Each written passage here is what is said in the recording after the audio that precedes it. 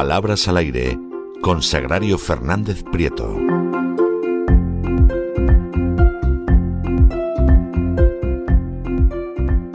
Estamos de regreso para esa segunda parte de nuestro programa doble y sesión continua que todos los lunes en La Voz dedicamos a la cultura hispánica. Ya hemos pasado por la primera parte, por el Así fue España, junto con don Lorenzo Ramírez, donde hemos visto al final entrar al Cid de manera definitiva en Valencia, ante unos almorávides que huían por las inundaciones. Desde luego hay regiones que parece que la historia es una constante.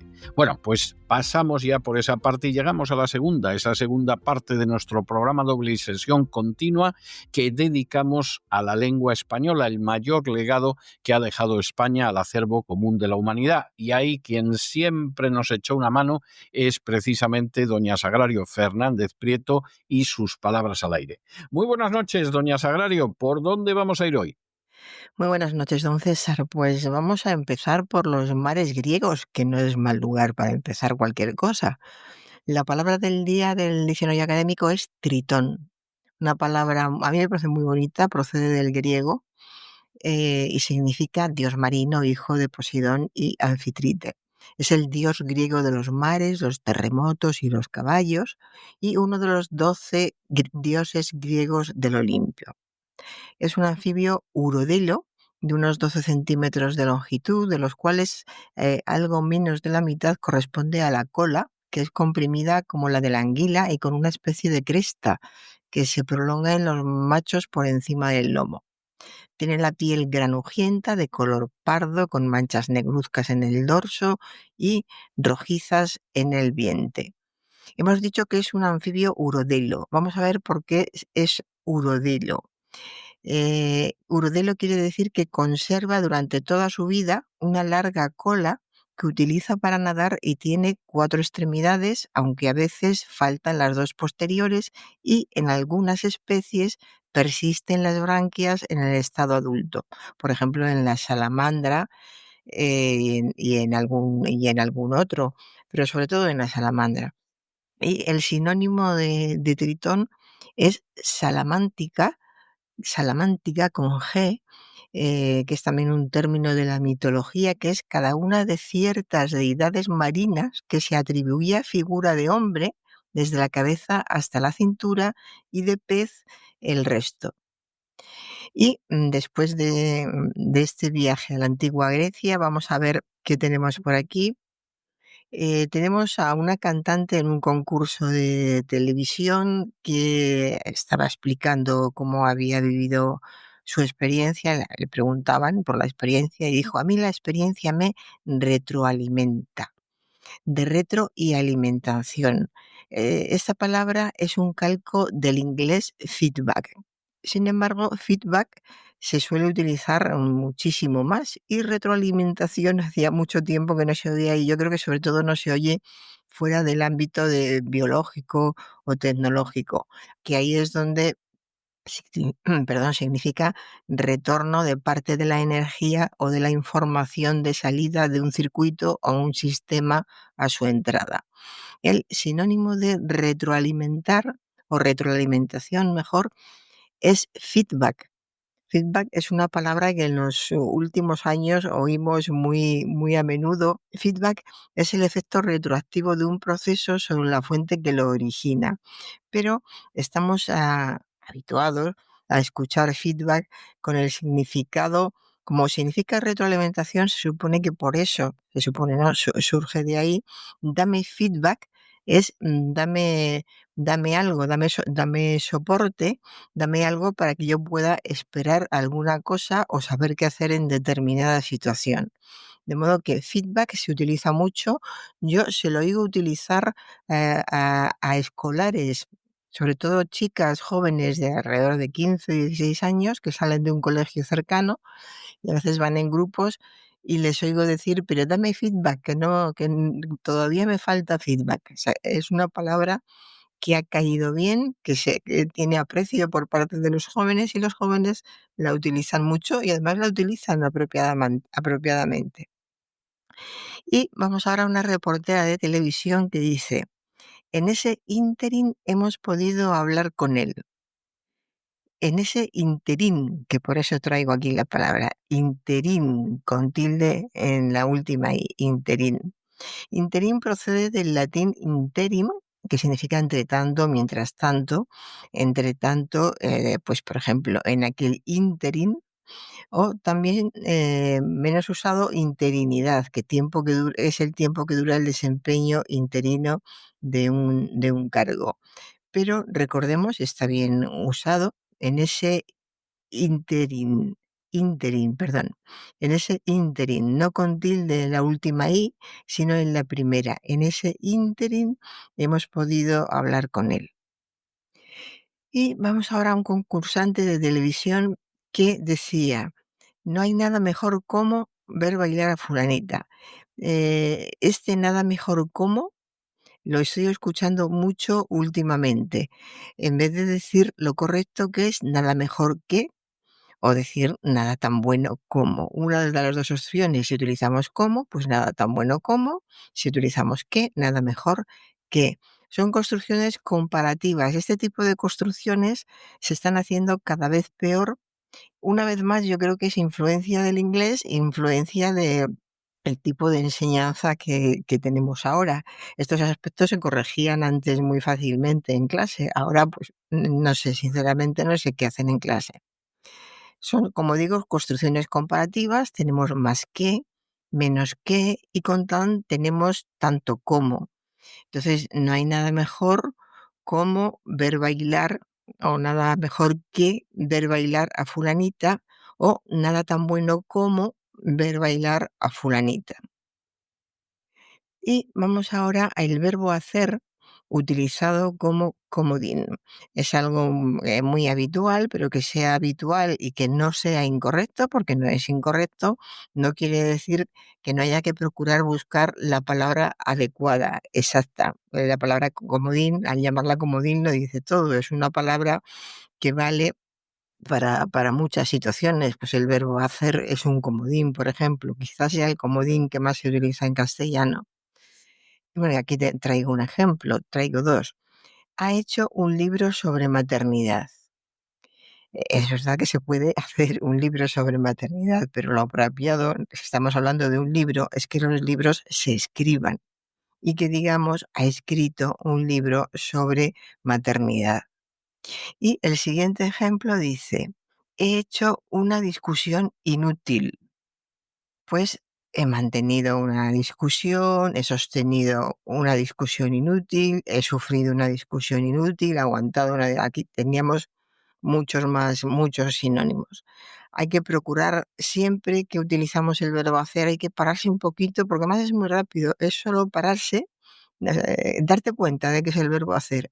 Y en ese momento, unida a la palabra que venga después, hay cantidad de sinónimos correctos que se pueden utilizar en verbo hacer, en vez del verbo hacer.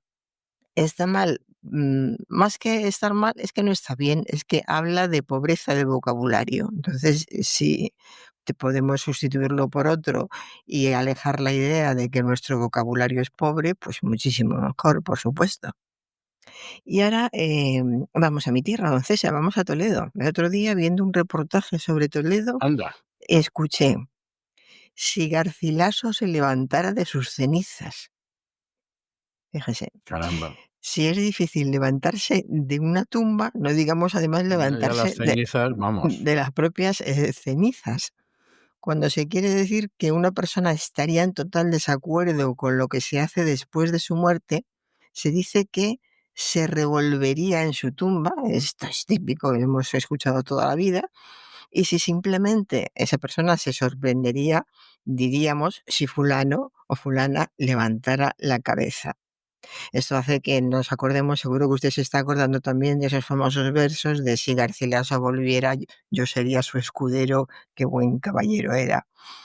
Yo lo tenía que decir porque me gusta mucho Sí, Garcilaso, me sí, gusta sí. Toledo. Y Sí, a aquí, mí me gusta más Toledo que Garcilaso, pero bueno, esto ya sabe usted que es muy subjetivo. sí, sí, a mí también, hombre, con Toledo tengo más relación que con Garcilaso, a pesar de que fuera de allí.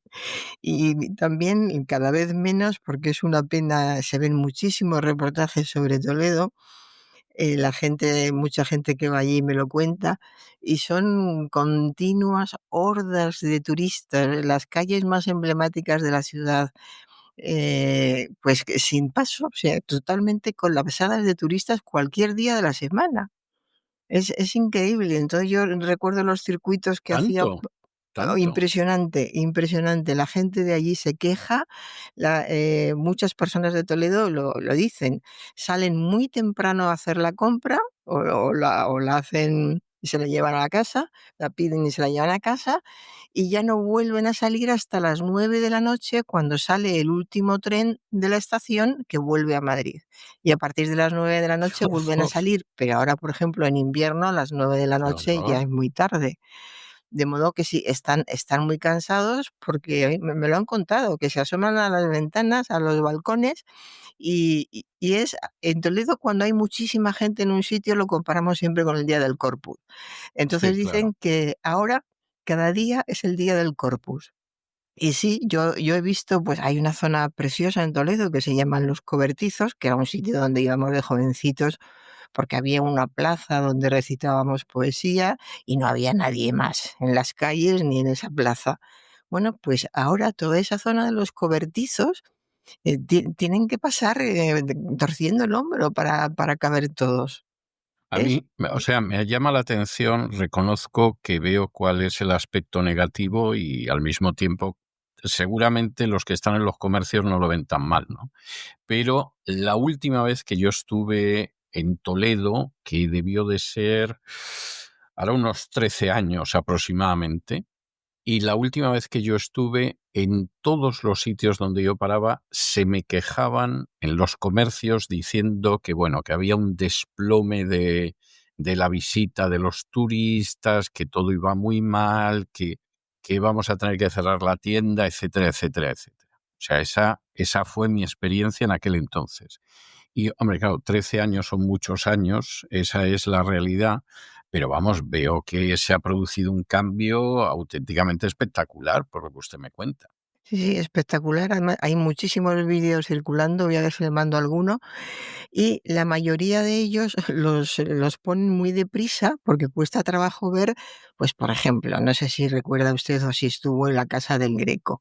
Hay Sí, una sí, he estado cuesta de que varias veces, sí, Sí, hay una cuesta que baja a la Casa del Greco. Además, todos sabemos que en Toledo las calles son muy estrechas, no cabe sí, mucha gente. sí. Entonces, ahí siempre ha habido gente bajando y subiendo, pero por primera vez yo he visto cómo un guía para todo su grupo, o algunos que no son del grupo, y deja pasar a los que vienen por arriba, porque si no todos es imposible. Pasa un grupo, el de arriba es el que cierra ahora, y así se van turnando. Es algo increíble, y cuando lo ponen, con a mucha velocidad, pues da hasta risa, pero desde luego para vivir allí, yo que he vivido siempre en el casco histórico y me imagino ahora vivir allí, y me lo dicen, que calles que estaban vacías, por las que daba gusto, pasear, que ahora es imposible. Entonces los toledanos salen muy tempranito a comprar, se encierran en su casa y no salen hasta por la noche, y se quejan de que, claro, una ciudad como Toledo a las 9 o las 10 de la noche, ya está todo muy triste, muy cerrado, hay poco que hacer, de modo que para los habitantes es cierto que saldrán favorecidos algunos económicamente. Sí, claro, los que tienen un comercio, ¿no? Claro, pero para el resto de la población, la ciudad se ha vuelto muy difícil para vivir. Se va mucha gente a la parte nueva, pero aún así, en el casco histórico, que además estamos hablando de un casco histórico muy grande, muy amplio, vive mucha gente ahí. Y además van a sitios. El otro día me mandó mi hermana un vídeo, ya no me enrollo más con Toledo, esto es lo último. Un vídeo en el que se veía a un grupo de turistas, creo que japoneses por los rasgos, que bajaban a ver el arroyo de la Degollada, al río Tajo, que es una leyenda de Toledo. El arroyo de la Degollada no iba ningún turista antes, nos ocupábamos los No, de allí de no, llevar a no. los que vinieran, pero ahora ya aprovechan absolutamente todo y no quiero imaginarme cómo contarán la leyenda del arroyo de la Degollada los guías. Algún día se la voy a contar a todos ustedes. Bueno, pues dejamos Toledo y Garcilaso y vamos a las noticias sobre el temporal que azotó la costa de Cádiz. No hay que lamentar víctimas personales, decía la noticia. Víctima es una persona que padece daño por culpa ajena o por causa fortuita. O sea, la persona que muere por culpa ajena o por accidente fortuita. Las dos acepciones se encuentran en el diccionario. De modo que como es una persona ya solo víctima, es una persona que padece daño por culpa ajena. No hay que decir víctimas personales. Una víctima es una persona. Eso de las víctimas personales hay que ir soltándolo y hablar de víctimas simplemente. Y buscando sinónimos de víctimas, he encontrado uno que usted va a recordar también. A mí por lo menos me hacía mucha gracia en la época. ¿Se acuerda de Perry Mason? Me Una acuerdo de serie. Perry Mason de cuando era niño, que efectivamente era un abogado defensor, como decían Sí, en aquel entonces, y luego, muchos años después, he vuelto a ver alguno de los episodios de Perry Mason, de la primera serie, la de sí. Raymond Burr. No estaban mal, se dejaban ver, sí. Yo creo que para la época estaban muy bien. Para Y la época estaban muy sí, bien. ¿no recuerda que en esa serie se hablaban de occisos? Sí, claro, Además y de con un la cajuela, acento. y de la cajuela Sí, también, sí, del sí. automóvil tenía cajuela y había occisos y había recesos también. También, pues el occiso es también sinónimo de víctima, de muerto. Alguien que ha muerto violentamente es un occiso, es sinónimo de muerto. Y paso a una entrevista donde le preguntan al entrevistado cuáles son sus proyectos a futuro. Proyectos a futuro. Lo normal es usar la preposición de y no a. Por ejemplo, en frases como perspectivas de futuro, visión de futuro, plan de futuro. Y en cuanto a la expresión a futuro, con el mismo significado que con vistas al futuro o en un futuro, esta expresión es más propia del español americano. Esto lo vemos en el corpus de referencia del español actual y en el corpus del español del siglo XXI, que muestran frecuencias de uso mucho más altas en el español de América, que en el europeo. No es una forma censurable, no se puede decir que sea incorrecta, está recogida, perdón. Bueno, pues decía que esta forma es más propio del español americano y, sin embargo, en Europa es mucho menos habitual. Y voy a ver a un reportaje televisivo donde se decía: todavía se pueden ver en los montes asturianos caballos salvajes con las crestas al viento. Fíjese Qué qué bien bonita suena la eso, imagen ¿no? primera, en los montes asturianos, caballos salvajes, precioso, pero luego con las crestas al viento. Era un reportaje precioso sobre Asturias, pero los caballos salvajes o no tienen crines y no crestas. Crestas tienen los gallos y algunas otras aves, pero nunca los caballos. Y ahora voy a acabar con la expresión tolerancia cero, que es una expresión que escuchamos muchísimo últimamente.